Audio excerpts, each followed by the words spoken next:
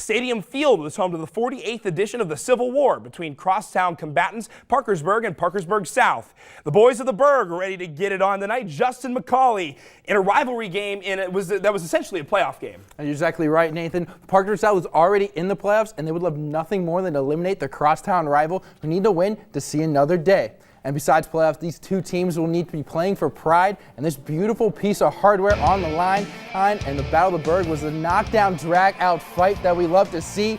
And it started with Chase Skank on a 16-yard run, and the next play, a 3-yard run. And as Parkersburg had a total of 224 yards on the night, they were running it right down the Patriots' throat. But the Patriots were looking for that big play all night long, and they almost had it as Jake Tremblay fumbles the snap here, but Parkersburg would recover, and then the bruiser himself, Corey Burdett, would go in from 9 yards out to give the Big Reds 7-0 lead midway through the second. But Coach Eddie and his boys came ready to play, and his Patriots were behind them as Garrett Gilkson threw a perfect dime to Brendan Sweneman for the 44-yard game-tying touchdown pass still in the second quarter.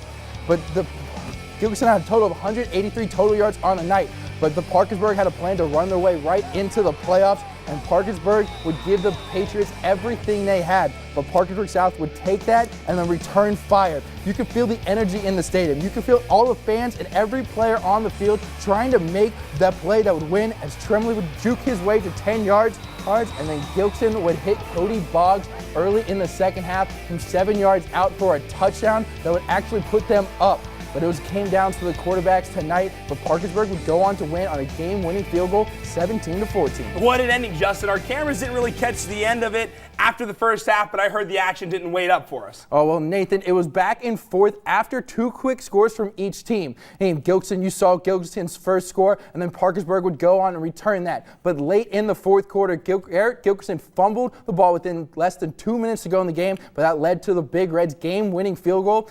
Oh, that might have put them in the playoffs. Now, like you were just saying, this game had huge playoff implications. What can you forecast as far as Parkersburg, the city of Parkersburg's playoff chances? What we do know is Parkersburg South is sliding into the playoffs on a 2-game lose streak. Parkersburg is on a 2-game win streak. Those are two opposite directions to be going in, but I would look out for later in the show. Alex George is going to be previewing some of the fun in West Virginia playoff action. Well, the Big Reds just barely took this one. Did they stake their claim as the best team in Parkersburg? Well, that's a tough claim.